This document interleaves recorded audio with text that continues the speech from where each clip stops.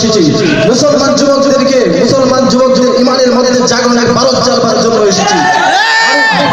আমি যেই সকল মুসলমান জনপদগুলো আজকে আব্রাহাম লিঙ্কনের গণতন্ত্র কায়েম করবার জন্য, কিংবা মুসলমানদের যে যুবকগুলো আজকে লেনিন মাও সেতুংয়ের স্বতন্ত্র বাস্তবায়ন করবার জন্য যৌবনের এই শক্তিকে নেতাদের পিছনে আজকে ব্যয় করছে, যৌবনের উত্তাল তরঙ্গে এই রক্তকে যারা কারো ক্ষমতায় শিরে হওয়ার জন্য আর কারো ক্ষমতায় লাঠিয়াল হিসেবে ব্যবহার করে যে মুসলিম যুবকরা মুসলিম জনপদগুলোকে মিসইউজড হচ্ছে, সেই মুসলিম যুবক সমাজকে জাগ্রত করতে চায়। কোন নেতা নেত্রীর গোলামি নয়, কোন ব্যক্তির পূজা নয়, মুসলিম যুবকরা আরেক করেছে আল্লাহর জমিনে আল্লাহর দিন বিজয়ী করবার জন্য। মুহতারাম হাজির, আজকে আমাদের কিছু লোক আল্লাহু আকবার তরিসের অন্তরের মধ্যে কম্পন সৃষ্টি হয়ে যায়। ওরা বলবেন হুজুর কথা বলবেন, আস্তে আস্তে বলবেন, কিন্তু আল্লাহু আকবার স্লোগান দিবেন না। আমি বলতে চাই কোন স্লোগানের দরকার নাই, কিন্তু মুসলমানের ইমানের মধ্যে, ইমানদারের ইমানের মধ্যে যতক্ষণ পর্যন্ত ইমানের স্পন্দন থাকবে, মুমিনের ধমনীতে যতক্ষণ পর্যন্ত এক ফোঁটা রক্ত প্রবাহিত হবে, ইমানদার আকাশ বাতাস প্রভাবিত করে আল্লাহু আকবার বলে দিতেই থাকবে। আল্লাহু আকবার বন্ধ হবে না। মুসলমান ইসলাম দুনিয়াতে নিয়ে যাওয়ার জন্য এসে নাই। আল্লাহ পাক রব্বুল আলামিন ইসলামের আলো প্রজ্বলিত করেছেন, দুনিয়ার কোন মানুষ ফুৎকারকে নিভিয়ে দেওয়ার জন্য আল্লাহ আলো প্রজ্বলিত করেন নাই।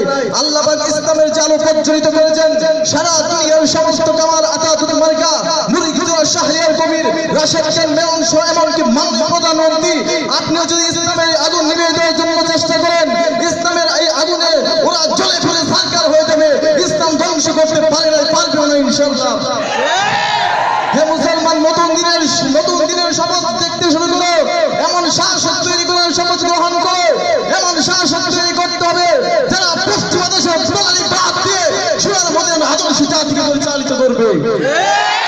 আমি আজকের প্রোগ্রাম থেকে পরিষ্কার ভাষায় বলে দিতে চাই, হে মুসলমান যুবকরা শুনে রাখো, যতদিন পর্যন্ত আমার এই মাতৃভূমিতে আল্লাহর নবীর ইজ্জতের হেফাজতের নিশ্চয়তা নিয়ে কোনো আইন প্রণীত না হবে, ততদিন পর্যন্ত আমরা দাবি জানিয়ে যাব।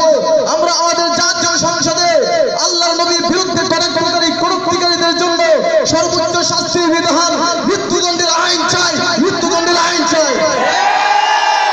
আমাদের পূর্বসূরীরা এই ইসলাম খুলে, আমাদের পূর্বসূরীরা এই কওমি মাদ্রাসা খুলেছেন শুধু পেট পূজার চাকরির দান্দা করার জন্য নয়। আমাদের পূর্বসূরীরা কওমি মাদ্রাসা খুলেছেন ইসলামের সৈনিক তৈরি করবার জন্য।